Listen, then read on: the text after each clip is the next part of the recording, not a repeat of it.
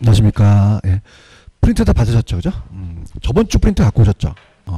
어디 할 차례냐면 저번에 가격제 원칙 하다 많은 것 같은데, 그죠? 그래서 이제 교재로 가시면은 페이지로는 우리가 213페이지, 그죠? 들어갈 차례죠. 213페이지 가시면은 일단은 212페이지서부터 가격제 원칙이 균형의 원칙과 적합의 원칙이 중요하다 그랬죠? 그래서 이렇게 해서 이제 들어가 볼게요. 채용의 원칙은 한 것 같아요. 그죠? 그래서 이제 가는데, 가격제 원칙이 시험 문제에 나올 가능성이 높은데, 나온다면 균형과 적합이 나올 가능성이 큽니다. 그죠? 그래서 이제, 채용의 원칙이 주가 되고요. 그 다음에 좌측에 보시면은, 거기에 좌측에 토대가 되는 원칙이 있죠. 그죠? 토대가 된다는 거는 두 가지예요. 변동하고 예측이 있죠. 그죠? 그럼 우리가, 가격은요, 과거와 현재 미래가 같습니까? 다 다릅니까? 그럼 시점을 명시해야겠죠. 그죠? 그래서 우리가 이거는 시점이라는 게 나와요. 그럼 시점을 명시한다. 시점이 나오면 이건 무슨 원칙이죠?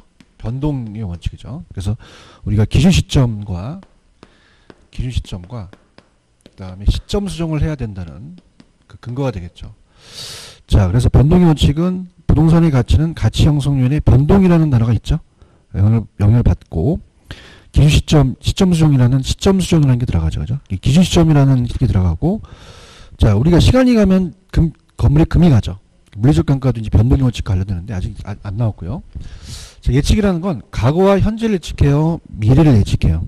미래. 그래서 이제 미래라는 게 나오니까 장래라는 게 나오면 이거는 변동이에요, 예측이에요. 예측. 그래서 예측은 부동산 가치는 과거 현재 이용이 아니라 미래 이용을 근거로 해서 또 순수익을 산정하는 수익환원법과 관련돼서 수익과 관련됩니다. 이제 유력한 거는 오른쪽에 균형과 적합이 제일 중요하다 그랬죠, 그죠? 이 두 가지가 이제 제일 중요하기 때문에 요거 위주로 가져가시면 돼요. 그래서 우리가 외부적인 그 요인이 있고요, 내부 판정이 있고, 그다음에 내부 판정이 있죠. 내부. 이 두 가지가 가장 유력합니다. 그래서 균형하고 적합을 가지고 우리가 이제 두 가지를 이제 비교한다면, 자, 여기로 이제 끄집어내서 적합하고 균형을 이제 비교해 볼게요. 자, 적합이라는 것은 균형과 다릅니다. 어떻게 다르냐? 적합은 시장 안의 주택이에요. 그럼 시장 안에 주택이 있다는 거는 주택은 주거지가 있어야 되고 시장은 상업지가 있어야 되죠. 그럼 이건 주택이 잘못됐어요, 내부가 잘못됐어요, 외부 환경이에요. 외부 환경이 잘못됐고, 자, 이 균형은 내부적인 거죠. 내부적. 그래서 이거는 만약에 20층짜리 빌딩에 지하 주차장이 없다. 자, 이거는 외부 환경입니까? 내부입니까? 내부 구성 요소가 안 맞죠, 그죠? 그래서 구성 요소가 안 맞다는 거죠. 그래서 요 구성 요소 설비 같은 생산 요소를 얘기를 해요. 자, 그러면은 어떻습니까? 이 적합의 원칙은 치유할 수가 없죠. 그럼 치유가 불가능하니까 이건 무슨 적 감가죠? 경제적 감가가 되고, 자, 이렇게 엘리베이터가 없거나 이렇게 지하 주차장이 없는 건 기능적 감가가 관련되죠. 기능적 감가. 그래서 기능적 감가가 관련되고, 그 다음에 적합의 원칙은 주택에 대한 개별 분석입니까? 이건 지역 분석입니까? 지역 분석 관련되고, 자, 균형은 그 자체니까 개별 분석 관련되겠죠. 그죠? 그래서 요거 두 가지를 바꿔낼 가능성이 있어요. 그죠? 그래서 이렇게 우리가 보면 됩니다. 자, 그러면 먼저 오른쪽에 균형이 있나요? 균형 부동산 유성이 최고로 발휘되려면 부동산의 내부 구성 요소라는 게 있죠. 그걸 균형이 이루어진다. 그러니까 생산 요소가 구성 요소예요. 그래서 토지 비용과 뭐 자본 비용의 토지 이용의 상태, 건물의 조화 같은 거기 때문에 이건 무슨적 감가가 중요하죠? 기능적 감가. 그 다음 맨 밑에 가시면 적합의 원칙이라는 단어가 있나요? 그럼 적합은 부동산 유용성이 최고도로 발휘되면 그냥입니까? 인근 지역의 환경입니까? 외부 환경이죠. 그러면 이건 외부 환경과 또 시장 수요가 적합해야 된다니까 외부 환경과의 부적합되면 무슨적 감가가 발생돼요. 경제적 감가고 무슨 분석과 관련됩니까? 지역 분석이죠. 요까지 가시겠죠. 그다음 요 두 가지가 가장 유력하고, 그 다음에 기여한다는 자체는 기여도를 보는 거예요. 자, 이게 선행하고 균형의 원칙이 후행하는데, 자, 만약에 우리가 20층짜리 빌딩에 지하 주차장이 없으면 기능적 감가만큼 낮게 평가되겠죠. 그럼 지하 주차장을 설치하게 되면 자 8억이 돼야 돼요. 플러스 알파가 있어야 돼요. 그럼 15억이 되면은 투자하시겠죠. 그럼 생산비 합이에요? 기여도 합이에요? 기여도죠. 그래서 생산비 합치기 아니라 기여도를 합쳐서 그것이 각 구성 요소에 맞아야 된다는 거죠. 그래서 이게 맞다면 균형이 맞기 때문에 얘가 균형에 선행하기 때문에 들어갈게요. 자, 지금 기여의 원칙 보고 계시죠? 그 부동산 가치는 생산비에 결정되는 것이 아니라 기여도의 합이죠. 그 전체 부동산의 가치를 결정하는 데 되고요. 각 구성 부분의 가치는 그것이 전체 부동산의 가치에 기여하는 정도를 얘기합니다. 그럼 어떻게 됩니까? 이번에 건물을 중축할 때 어떻게 돼요? 더 추가 투자를 할지 안 할지를 판단하는 거죠. 그래서 균형 원칙에 선행한다. 자, 수익 체증 체감은 그냥 쉬워요. 수익이 체증해요. 체감할 수도 있어요. 건물 올리게 되면 체감할 수도 있죠. 그것도 추가 투자에 적합한다. 그래서 수익 체증 체감도 우리가 정의 위주로 그냥 부동산에 대한 단위 투자에 대한 수익은 체증하다가 체감한다는 게 들어갔죠. 그럼 이건 수익 체증 체감을 얘기를 해요.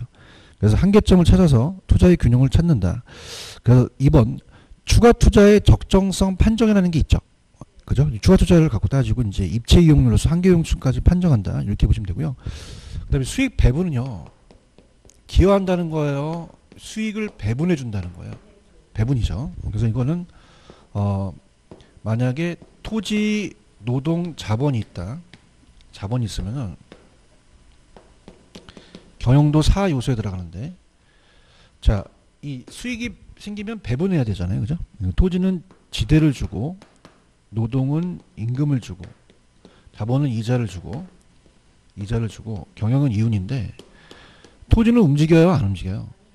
근데 이 생산 요소에 대한 다른 가변 요소는 딴 데 월급을 잘 안 주면 이직할 수 있죠. 그럼 나중에 토지 남으니까 다음에 토지 잔여법. 토지 잔여가 나오면 무조건 수익 배분의 원칙 찍으셔야 되는 거죠. 이거나. 자, 거기 보시면 수익 배분이라는 단어가 있나요? 그러면 토지의 가치나 지대는 생산 요소의 결합에 의해서 발생된 총수익 동그라미 노동과 자본에 대한 비율을 공제한 자연의 수익이 크기에 따라서 이제 결정된다는 토지 잔여법과 관련된다는 거죠. 수익 배분도 관련되는데 수익 분석법도 관련되는데 그냥 참고하시고요. 자, 적합이 있고 외부성의 원칙이 있죠. 외부성은 되게 쉽습니다. 우리가 주택에 공원이 들어서면은 정의회복가 발생되죠. 쓰레기 밀입장에 들어서면 부회복가죠. 그러니까 외부 환경이 주택에 영향을 미칠 수 있다는 얘기예요. 그래서 우리가 부동산 가치는 둘러싼 외부 요인에 의해서 영향을 받는다. 그래서 보시고 경쟁이라는 자체는 어떻게 돼요? 경쟁에 의해서 가치가 결정이 되죠. 그래서 이거는 이따가 제가 문제에 순댓국집이 장사가 잘 된다. 그러면 초과인이 발생하면 그냥요 또 옆에 생겨요. 경쟁이 발생하면 또 초과인이 소멸될 수도 있죠. 그죠? 이렇게 해서 이제 경쟁의 원칙이다. 이렇게 보시면 되고 넘겨보세요. 자, 사이드로 갈게. 자, 대체 원칙, 그 다음에 수요 공급의 원칙, 기입용의 원칙이라는 게 있죠. 대체에다 좀 펼쳐보세요. 대체가 좀 잘 나오는데 우리가 이제 경쟁의 원칙과 관련되면서 간접적으로 수요 공급의 원칙은 그냥 참고적으로 이 수요 공급은 부동산 가치는 일반지와 같이 수요 공급의 상호작용에서 결정이 되죠. 그래서 가격 이중성과 경우가 되고요. 대체 원칙에 체크하셨죠. 대체라는 것은 대체할 수 있다는 얘기죠. 대신할 수 있는 건데 자, 우리가 이제 동일 수급권에서 사례를 가져가요. 자, 물리적 대체를 얘기합니다. 물리적 대체. 물리적 대체를 얘기하는 게 아니라 용도와 기능과 가격면에서 대체죠. 용도와 기능. 기능이 이제 효용이거든요. 효용과 가격면에서 대체다. 라는 거는 자, 만약에 우리 옆에 있는 건물이 사례부동산이고 내가 대상부동산이다 라고 한다면 자, 우리 학원 건물 옆에는 똑같이 상업용이죠. 그러면 그냥요 용도가 비슷해요. 엘리베이터가 있으니까 효용도 가격도 비슷하죠. 용도와 기능과 가격면에서 대체라는 얘기예요. 자, 그러면 만약에 둘 다 5층짜리인데 둘 다 엘리베이터가 있으면 효용이 같습니다. 효용이 같으면 가격이 비싼 거, 가격이 싼 거. 가격이 동일하다면 엘리베이터가 없는 거, 있는 거. 효용이 큰 거 선택하겠죠. 그래서 3방식과도 관련돼요. 그래서 비교 방식이 가장 거래대비법이 대체 원칙이 중요하고 3방식과도 관련돼서 원가나 수익 따지죠. 지금 대체 원칙 찾으셨죠. 그럼 이건 그냥요 대체라는 게 들어가요. 부동산 가치는 대상 부동산과 대체한 게 있어서 유사 부동산의 가치 영향을 받아서 3방식과 성립되죠. 근데 밑에 기회비용이라는 단어가 있나요? 기회비용은 기회비용을 반영하자는 얘기예요. 그래서 어떤 특정 용도로 이용함으로써 인해서 상실된 대안의 토지에 이용 지불되는 대가를 가치를 결정한다는 건데, 자 들어보시면요 대체 원칙을 전제로 까는데, 자 그럼 기회비용이라는 거는 대체적으로 이제 A와 B가 용도와 가격과 기능이 비슷한다면, 자 두 가지 다 주거지인데요. 자 얘는 주거지만 사용돼요. 얘는 상업지도 사용되지만 포기하고 기회비용이 있어요. 그럼 기회비용이 없는 게 낫나요? 있는 게 낫나요? 이게 낫죠. 그래서 뭘 반영한다. 저번 주 프린트 다 갖고 오셨죠, 그죠? 채용은 저번에 했고요. 들어갑니다. 저번 주 프린트 12번입니다. 12번을 보시면은 부동산의 가지는 제 원칙에 대한 다음 설명 중 가장 바른 것은, 자 1번 부지와 건물이라는 단어가 있죠. 그럼 보세요. 부지나 건물은 요 내부적인 걸 얘기하잖아요. 그럼 우리가 이 구성 요소 간의 적응 상태는 적합이 아니라 균형이 되겠고요. 그 다음에 2번은 토지, 자본, 노동 경영의 각 생산 요소에 의해서 발생한 총 수익 동그라미, 이들 제휴 요소의 배분 동그라미. 그럼 따라서 수익 배분. 그럼 수익 배분이라는 게 들어갔죠. 그래서 우리가 자본, 노동 경영에 배분된 목 이외에 자녀에겐 그 배분에 정당하게 행해지는 토지에 기록되는 게 수익 배분이고, 3번에 부동산의 유용성이 최고를 발휘하기 위해서는 그 부동산에 속한 지역 환경이라는 단어가 있죠. 그러면 지역 환경과에 대한 적합은 무슨 원칙이죠? 적합의 원칙이 되겠죠. 최고 원칙이 아니죠. 그 다음에 4번 초과에는 경쟁을이라는 단어가 있죠. 그죠? 자 따보세요. 경쟁을. 자 따보세요. 경쟁은. 경쟁이라는 단어가 들어갔죠. 초과에는 소멸된다는 거는 수익 체증 체감이에요. 경쟁의 원칙이에요. 경쟁의 원칙이 되겠죠. 4번은 경쟁의 원칙이라고 고쳐주시죠. 그럼 5번이 맞나요? 5번 찾았습니까? 그 5번은 부동산의 가격도 일반지와 마찬가지로 그냥입니까? 항상 변합니까? 상호 변동 과정이라는 단어가 있죠. 변동이 들어가니까 무슨 원칙이죠? 변동의 원칙이 되겠죠. 이해하셨죠? 그죠? 근데 이제 시험 문제는 아예 찍어줄게. 적합과 균형이 나와요. 그죠? 그래서 이렇게 해서 아마 예전에 기출문제를 했을 때 적합과 균형이 답이 될 가능성이 컸죠. 꼭 체크하시고요. 자, 그 다음에 이제 지역 분석과 개별 분석입니다. 넘겨볼게요. 페이지 가시면은 216페이지 가시면 지역 분석, 개별 분석 있나요? 이것도 별표 3개짜리입니다. 무조건 뜹니다. 무조건 뜨고, 그 다음에 간 김에 자, 이거 확인해 볼게요. 넘겨보시면은 페이지 어디로 가시냐면 교재 218페이지로 한번 가보세요. 가시면은 박스가 하나 있나요?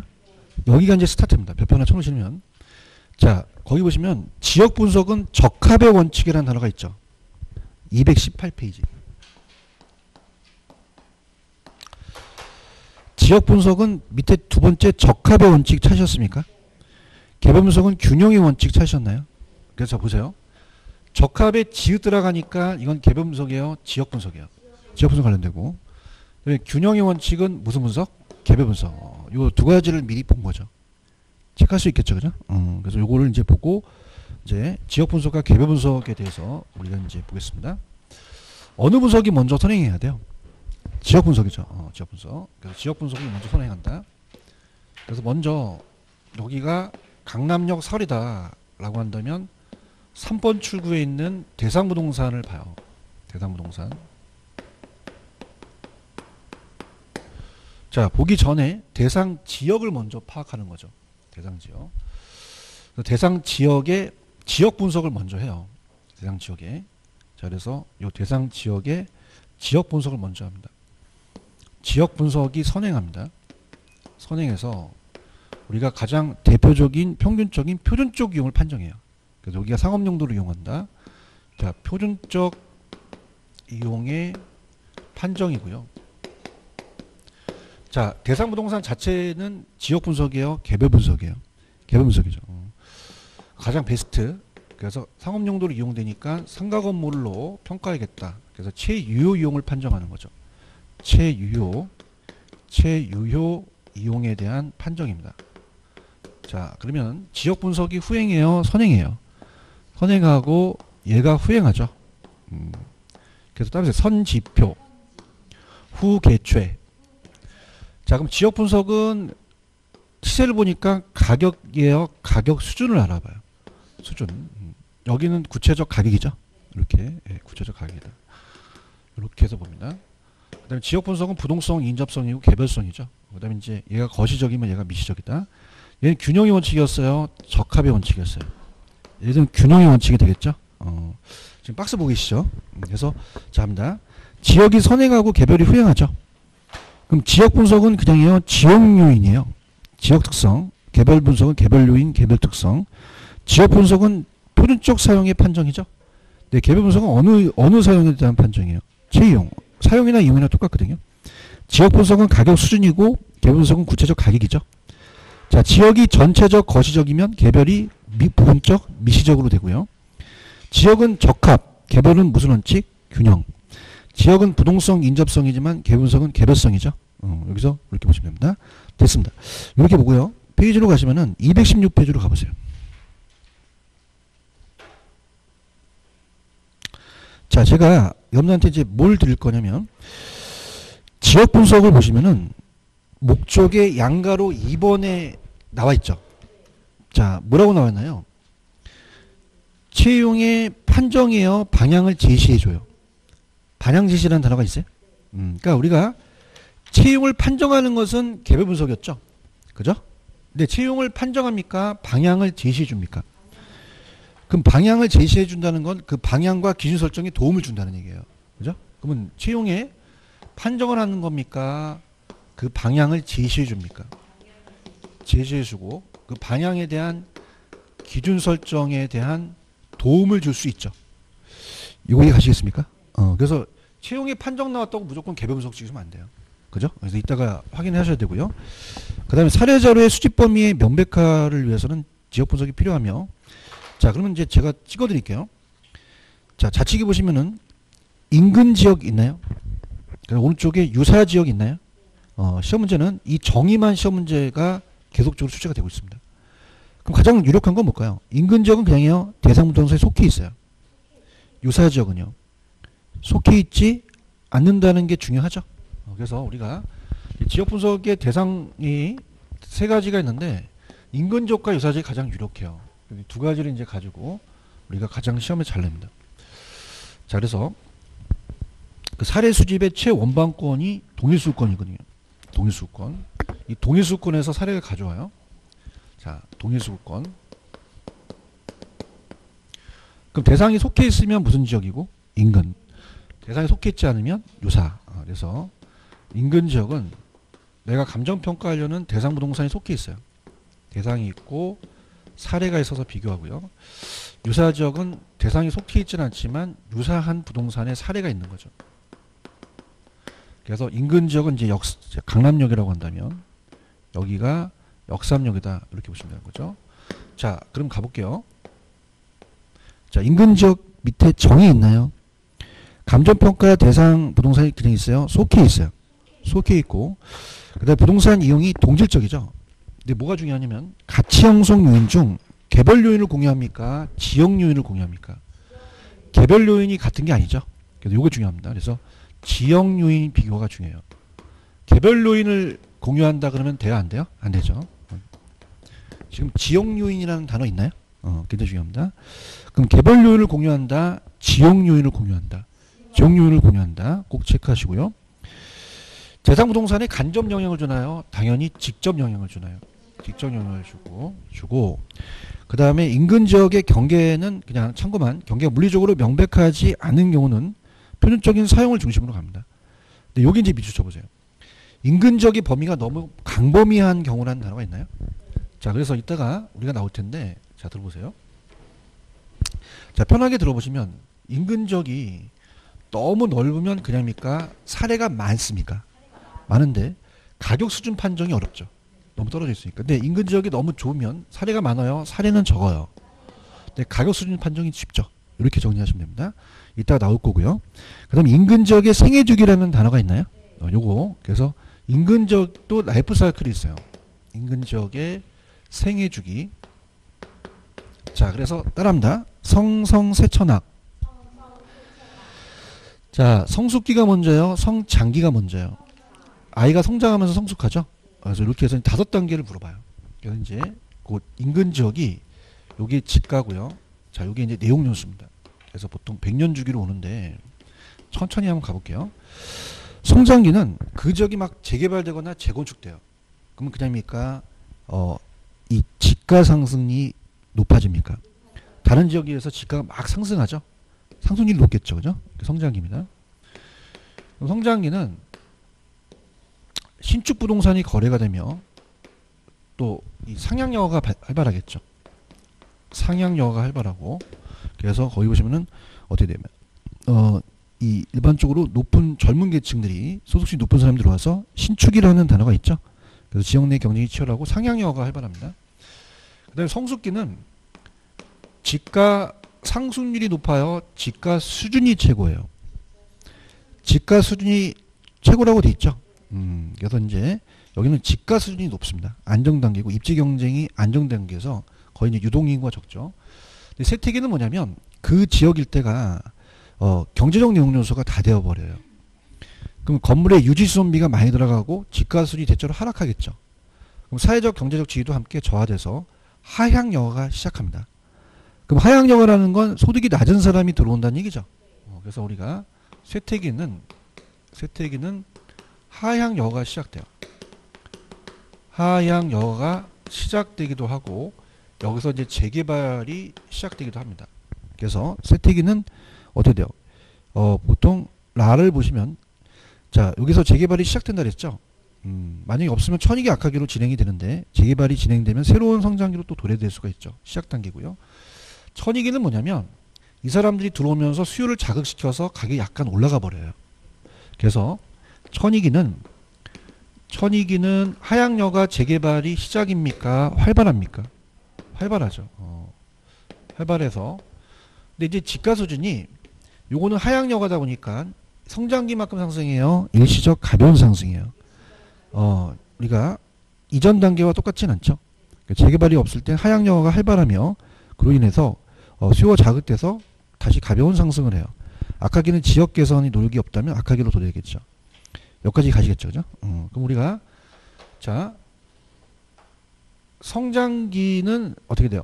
집가 상승률이 최고, 성숙기는 집가 수준이 최고죠. 자 사람도 그냥이야 쇠퇴할수록 천해져. 그럼 어떤 기가 먼저 나와야 돼요?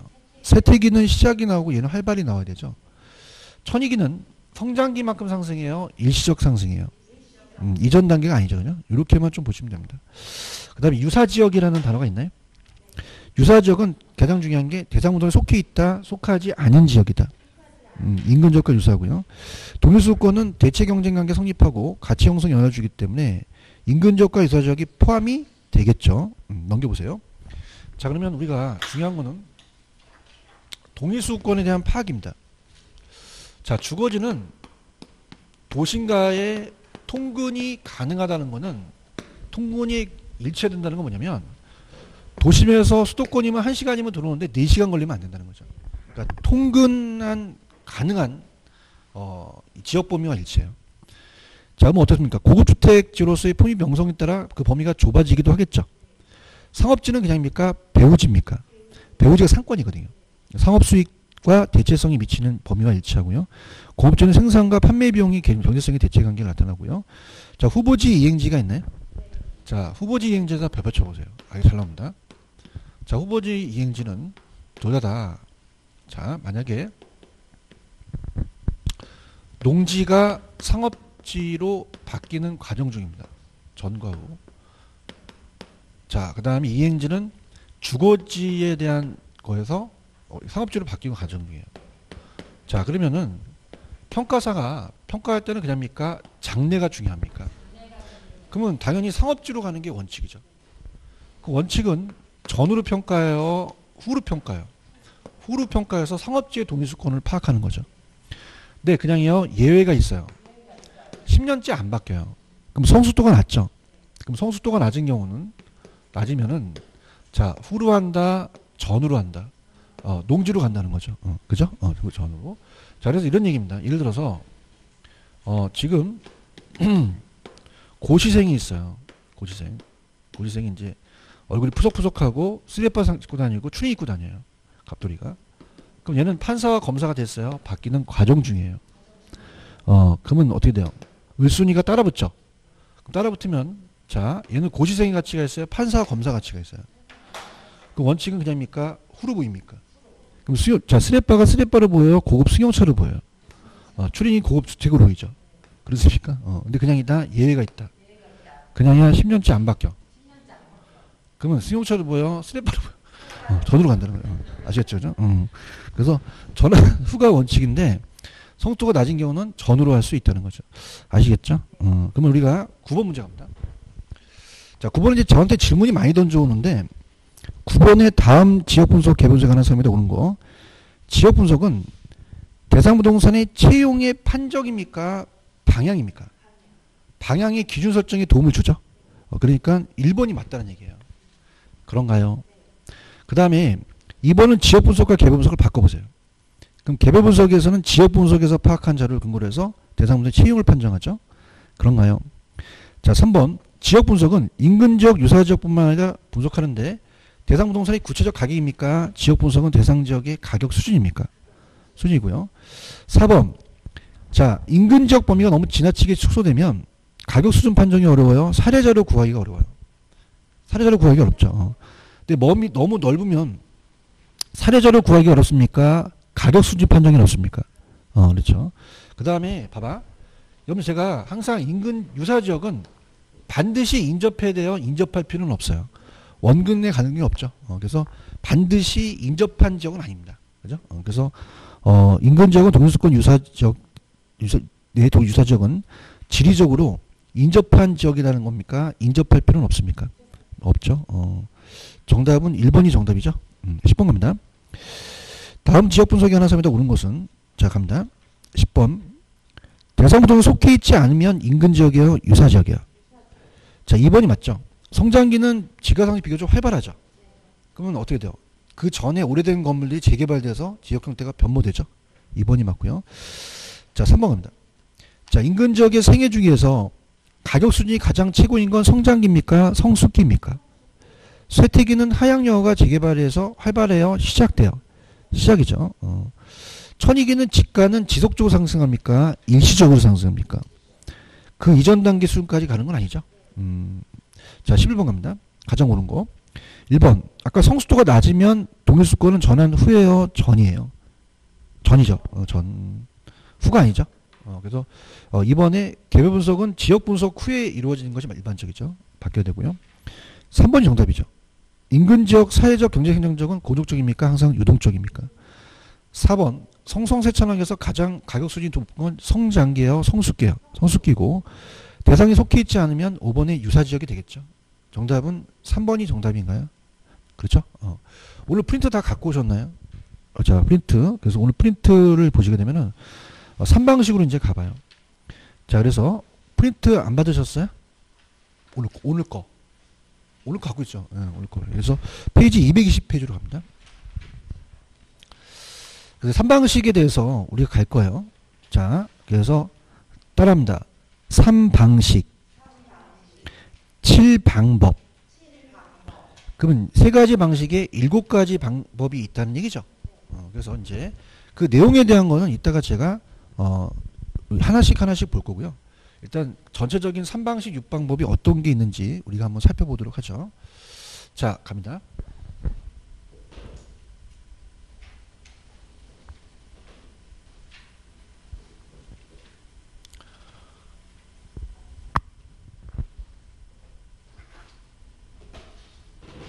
책에 보시면은 가격의 삼면성이 있을 거예요. 찾았죠, 그죠? 그러니까 삼면성을 본다는 거는 가격이 3가지 면이죠. 자, 이 분표를 만들 때 비용이 들어가죠. 그건 원가를 갖고 따집니다. 얼마가 들어가느냐? 이게 비용성이에요. 그럼 비용성을 갖고 따지는 거는 3방식에서 무슨 방식? 원가 방식이죠. 원가 방식. 자, 이 분필이 100원에 거래되고 있대요. 그럼 내가 시장에서 비교했죠. 그래서 시장성을 따지는 건 무슨 방식? 비교 방식. 자, 이 분필을 사용하면서 내가 수익이 발생할 수 있잖아요. 그럼 무슨 방식? 수입 방식, 수익성. 그래서 수입 방식으로 갑니다. 그래서 몇 방식? 3방식. 7방법으로 이제 6방법이었는데 6방법이었다는 것은 우리가 가격이 가액이에요. 그리고 임대료가 임료인데 이 토지가 공시지가 기준법이 하나 만들어져요. 그래서 이제 우리가 원가 방식에서는 따보세요. 원가법. 자, 이건 가액이죠. 적산법이 임료고요. 그 다음에 이건 세 글자고, 자, 7글자, 5글자인데 토지라는 게 공시지가 기준법이 하나 만들어집니다. 공시지가 기준법. 그래서 공시지가 기준법이 만들어지고요. 지가 기준법이 만들어지고, 그 다음에 가격을 구하는 게 거래사례 비교법이죠. 거래사례 비교법. 임료를 구하는 게 뭐예요? 임대사례 비교법. 자, 수입 방식에서 가격은, 자, 따라서 수익을 가격으로 환원해달라. 그럼 수익 환원법이라는 게 있죠. 임료는 수익 분석법이라는 게 있죠. 그래서 이렇게 해서 우리가 봅니다. 그럼 여러분들 눈높이로 가볼게요. 원가니까 원가 들어가죠. 비교니까 비교 들어가죠. 근데 공시지가 비교법이에요, 기준법이에요. 기준법. 수익이니까 수익 들어가죠. 자, 그럼 뭐냐면 여기서 글자 수를 맞춰줘야 되니까 여기가 세 글자가 맞아야 되죠. 그럼 여기는 수익 분석법이 들어가야 돼요, 적산법이 들어가야 돼요. 어떻게 하셨어요? 감사합니다. 이렇게. 그래서 이렇게 해서 맞춰주시고, 그 다음에 이제 오른쪽에 시상가격 조정이라는 단어가 있나요? 3면 등가성의 원리라는 게 있죠. 그러면 3번을 체크해 보세요. 자, 우리가 이걸 알려면 맨 밑에 가시면 우리 문제를 너무 많이 풀었던 맨 밑에 박스에 문제 하나 있나? 너무 많이 풀어갖고 답도 알아요. 자, 할게요. 자, 박스에 거래사례라는 단어가 있나? 거래사례. 거래사례 동안 시상가액이라는 게 있어요. 자, 이건 따라서 비교 방식. 그럼 얘가 1.2억이라는 거는 1억 2천이라는 뜻이죠. 비교 방식의 퍼센트를 한번 찾아보세요. 50%라고 되어 있나요? 그러면 미리 가겠지만은 요걸 곱하면 0.6억이 되거든요. 그런가요? 그 다음에 조성 비용이 있어요? 비용이니까 무슨 방식이 있어요? 원가 방식이죠. 그런가요? 그래서 우리가 이 원가법에 나와 있는 시상가액이 1억 1천이죠. 보고 계시죠? 그럼 요건 원가 방식은 몇 퍼센트예요? 20인가요? 그럼 0.2가 되겠죠? 그럼 해설해 보시면 이거는 0.22억이라는 건 2,200만 원이나 뜻이죠. 이제 다 왔죠? 임대료라는 단어가 있나요? 자, 임대료는 그냥입니까? 수익입니까? 그러면 수입 방식 찾으셔야 되죠. 그럼 임대료 1억이죠. 수입 방식은 몇 퍼센트예요? 30%죠. 그럼 0.3이죠. 그럼 요거는 0.3억이라는 뜻이죠. 그럼 다 합치면 1.12억이 나오거든요. 그건 1억 1,200이라는 뜻이라는 거죠. 맞습니까? 여쭤봅니다. 각이 다 똑같습니까? 다릅니까? 다르죠. 그럼 3면의 등가성의 원리가 성립되지 않겠죠. 그럼 하나하나 얘네들이 따라서 시상가액. 그럼 시상가액의 조정이 안 필요하다, 조정이 필요하다. 필요하죠. 그럼 그냥 평균해야 돼요, 가중평균해야 돼요. 가중평균. 요게 최종 가격이 된다는 거죠. 아시겠죠? 그죠? 그래서 자, 여러분들 거기 1번의 양가로 3번 결국 부동산은 두 번째 완전합니까? 불완전합니까? 그러면 가격이 다 다르죠. 그래서 가격은 시상가격이 되고 또 이를 조정하는 절차가 필요합니다. 그럼 시상가격 조정 1번 3방식이 결정된 가격은 산술평균입니까? 가중평균입니까? 그럼 중간에 가중치를 둬야 되죠.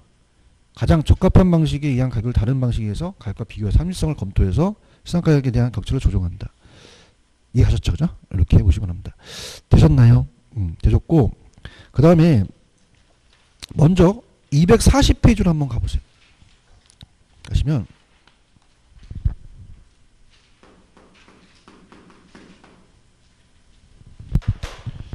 중간에 물건별 감정평가라는 게 있나요? 별표 3개 치시기 바랍니다. 별표 3개. 예, 무조건 뜹니다. 무조건 뜨기 때문에 가는데, 아까 토지는 제가 공시지가 기준법으로 간다 그랬죠? 가고요. 자, 이제 각각 이제 체크를 해드리는데, 자, 들어볼게요. 일단 원가법으로 적용하는 게 있고, 토지는 무슨 법으로 한다? 공시지가 기준법. 거래사례 비교법이 있고, 임대사례 비교법이 있고, 수익 환원법이 있다는 얘기예요. 자, 그럼 가볼게요. 여러분들 우리가 다음 주에 총론을 갈 거지만은 토지의 부중성 아시죠? 그러면은 이 분필은 그냥요 만들어낼 수가 있어요. 그냥요 감가도 돼요. 멋있죠? 멋있다까지. 그러면 어머 날라갔다 이거.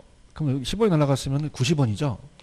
그러면 토지는요 생산이 돼요 안 돼요? 그 부중성 때문에 생산비 법칙이 안 되니까 원가 방식 사용할 수 없고요. 토지는 감가 됩니까 안 됩니까? 영속성 때문에 원가를 쓸 수 없어요. 토지는 비교 방식으로 갈 수밖에 없습니다. 그래서 공시지가가 비교 방식이에요. 그런가요? 그러면 상각이 돼야 되죠. 그럼 상각 자산만 적용되죠. 상각 자산. 건물 상각 되죠. 원가법을 적용할 수가 있습니다. 건물. 자, 그래서 건물 원가법. 굴삭기, 건설기계도 상각이 되죠. 그 다음에 선박, 항공기도 돼요. 근데 자동차는 상각은 되지만 그냥요 거래 사례가 많아요. 자 시장에서 거래되는 게 중고 자동차가 많이 거래됩니까? 중고 선박, 중고 건설기계가 항공기예요. 자동차예요. 자동차죠. 그래서 부부끼리 저녁 때 여보 이번에 적금 타면 중고 굴삭기 한 대 사자 그러진 않죠. 그죠? 선박. 자동차는 얘기하는 게 거래가 많이 되고 있죠. 그래서 이제 우리가 자동차, 가수원, 또 산림, 컴퓨터 같은 동사는 거래 사례가 많아요. 그래서 얘는 어떻게 오냐면 자 나가면 편의점에 과자가 거래되고 있죠. 과자는 그냥이야 산도가 맛있어. 이 네 가지는 다 거래 사례 비교법을 찍으셔야 돼요. 그런가요? 그 다음에 이 무형자산이 저작권이라는 것은 저작권에서 권리가 있기 때문에 수익이 발생하죠. 그래서 우리가 무형자산, 특허권, 건이 나오면 무조건 상각도 안 되고 거래됐던 거 없고 무조건 수익하는 법으로 가야 돼요. 그 다음에 토지만 거래돼요? 건물도 같이 거래돼요? 그럼 토지와 건물이 일괄해서 거래되는 게 많죠? 토지와 건물이 일괄할 때는 무조건 거래사례 비법으로 갑니다. 아시겠죠? 그 다음에 이제 공장재단이나 강업재단의 재단이라는 건 재산의 집단이니까 다 수익하는 법으로 가요. 수익하는 법. 자, 갑니다. 자, 읽어주시면 돼요. 자, 근데 중요한 건, 자, 따라서 임대료. 자, 임대료는 임대사례 비법만 갑니다. 임대료는 뭐만 간다고요? 다른 거 쓴다, 안 쓴다? 안 쓰죠. 볼게요. 지금 박스 보고 계셔요? 토지는 무슨 법? 공시지가 기준법이죠. 그냥 있는 거 읽어주세요, 그냥. 자, 갑니다. 건물은요? 원가법인데, 이 저자분이 책을 잘 쓰셨는데, 예외가 없어요. 예외 다 지워주세요. 옛날에는 예외가 있었는데, 지금 예외가 없습니다. 그죠? 그래서, 뭐, 다른 분을 좀 디스하기는 좀 그렇지만, 옛날 거를 그냥 뺏겨놓으신 것 같아요. 예외 있다, 없다? 없어요. 예외 있는 사장이 다 없어졌습니다. 그냥 믿고 가세요. 그래서, 책을 잘 썼는데, 아마 요거는 조금 좀 지워졌어야 되는데, 그래서 원가법만 쓰게끔 아예 바뀌었어요. 했어요? 토지와 건물은 일괄할 때는 무슨 사례? 거래 사례. 산림은 산지와 임목을 구분하는 게 원칙이죠. 임목은 거래 사례인데 소경목님은요. 지름이 작은 어린 나무예요. 심은 지 얼마 안 됐죠. 그 원가를 구하기가 쉽거든요. 그래서 원가법으로 갑니다. 소경목님은 뭐라고요? 원가. 이거 잘 나와요. 한강펜. 그 다음 산지와 임목을 일괄할 때도 거래 사례로 가죠. 과수원은요? 거래 사례. 제가 공장재단이나 강업재단 다 수익하는 법이라고 얘기했나요? 동사는요? 거래 사례. 아니 옆에 있는 걸 읽어주면 된다니까. 아까 내가 다 설명했고 여러분 생각 안 나면 그냥 읽어주면 돼요. 아시겠습니까? 설명은 다 했어요. 근데 이게 생각 안 나니까 제가 막 없는 데서 여러분한테 막 지적해서 막 물어보는 거 아니에요. 그죠? 갑니다. 자동차는요? 건설기의 선박 항공기는요? 그럼 얘네들은 다 효용 가치가 없으면 폐차될 수도 있죠. 해체 처분 가격으로 하고요. 어건은요. 수익하는 법으로 가죠. 건은 다 수익하는 법이에요. 건. 해당 어정의 현존시설 가액을 제기하긴 하는데 평가하기에서 어건, 특허건 다 수익하는 법이고 이것도 아쉽습니다. 임대료 있나요? 적산법 지워주셔야 됩니다. 적산법 안 써요. 그죠? 체크하셨죠? 그죠? 그러니까 저자분이 옛날에 해놓으신 거를 그냥 그대로 갖다가 놓으시고 그걸 제외되는데 안 했다는 거죠. 다시 갈게요. 건물은 다른 거 써요? 원가법만 써요? 임대료는요? 임대사례만 비교를 써요. 좀 믿고 가세요. 아시겠습니까? 그래서 책은 잘 쓰셨는데 아마 거기만 조금 미스가 났네요. 그죠? 책은 뭐 제가 좀 칭찬할 정도로 잘 쓰셨는데 거기만 조금 미스가 났어요. 그 예외는 지우셔야 됩니다. 아시겠죠? 그죠? 자, 그러니까 이렇게 하는 거예요. 암기하지 마시고 자 보세요. 원가법은 그냥이 돼요. 상각이 돼요. 그렇죠. 어떤 거 상각되는 거 불러보세요. 건물, 건설기계, 선박, 항공기라는 거죠. 예를 듣자. 아니 집에 가서 건물은 원가법, 건물은 거래사례 바뀔 수 있잖아요. 건물도 그냥 상각이 돼요. 그럼 만들어서 상각시켜서 까는 거죠. 그런가요? 근데 자동차는 상각이 되지만 그냥요 거래사례가 많아요. 과자 산도가 거래가 많이 되죠. 그럼 과자, 자동차, 산림, 동사는 거래사례로 간다는 거예요. 맞나요? 권이라는 건 그냥입니까? 그 권리로부터 수익이 발생합니까? 그러면 권만 나오면 수익환원법이라는 걸 그냥 암기하는 게 아니라 이건 권이 나오는구나. 가장 중요한 게 저작권 같은 거 맨날 통장에 찍히잖아. 그렇죠? 나 부러워 죽겠어. 그럼 그냥 수익이 발생해. 그럼 수익환원법을 하는 거죠. 그러니까 걔네들은 이 권들이 나온 거는 이 권리는 상각도 되지 않아요. 그러면 원가법 쓸 수 없잖아. 대화를 하자. 그죠? 그 다음에 이 저작권 같은 게 많이 거래되는 아니잖아요. 그렇죠? 그러면 그냥요 수익이 생겨요. 그 수익환원법으로 감정평가사 평가한다는 거죠. 맞나요? 그 다음에 토지만 거래돼요. 건물도 같이 거래돼요. 그럼 일괄 거래되는 게 맞네요. 거래사례로 가는 거고. 맞죠? 그 다음에 이제 임대료는 못 받게 임대사례만 가는 거죠. 옛날에는 적산법도 사용했었어요. 근데 이제는 아예 사용하지 말고 비교 방식이니까 임대료는 임대사례 비교법만 가라는 거죠. 아시겠죠? 그러니까 이렇게 됩니다. 여러분이 지금 나가셔서 감정평가할 때 임대료를 많이 평가할까요? 가격을 많이 평가하죠. 지금 여기 뭐 하는지는 아십니까? 감정평가하고 있어요. 대화를 좀 하자는 거죠. 그러니까 공인중개사를 들으시는 계속 다 강평을 하는데 도대체 지금 뭐 하는지도 모르는 분이 계셔요. 공인중개사입니까? 평가사입니까? 평가사라고 들어보셨어요? 감정평가사는 가격을 매기는 애예요. 임대료 매겨요. 많이 매길까? 임대료는 잘 안 매길까? 안 매기죠. 그냥 사례됐던 것만 갖다가 매기는 거예요. 그러니까 다른 것들은 아예 쓰지 말라는 얘기예요. 오케이? 그렇게 돼야지 이걸 맨날 집에 가서 건물은 원가법, 가수는 집에 가면 건물은 거래사례 비교가 같게잖아요. 제 말 인지하십니까? 그러니까 상각이 되면 원가로 가는 거고 거래 사례가 많으면 얘로 가는 거고 수익이 생기면 얘로 가는 거고 뭐 어려워. 아시겠죠? 그러니까 이 암기 기법이 그냥 제가 과자산도라는 게 나온 게 아니라 거래가 많이 되는구나 이렇게 해서 암기하셔야 되지 무조건 그냥 건물은 원가 이게 안 된단 말이에요. 인지하십니까? 토지는 원가법 사용하면 돼요? 안 돼요? 토지는 원래 거래사례 비교법이었어요. 근데 무슨 지가? 공시지가로 비교한다는 얘기죠. 아시겠습니까? 그래서 잠깐 흥분했는데 여러분들 제가 흥분한 건 여러분들 싫어서 흥분한 게 아니라 좀 공부의 방식을 좀 이해 쪽으로 가자는 거죠. 아시겠죠? 그죠? 그래서 맨날 송석 교수는 야매 교수라 그러지 마시고 야매를 하더라도 과자산도는 많이 거래가 되는구나. 거래사례로 가는다는 거지. 그런 것들을 좀 인식하시기 바랍니다. 아시겠죠? 조금만 쉬었다가 갈게요.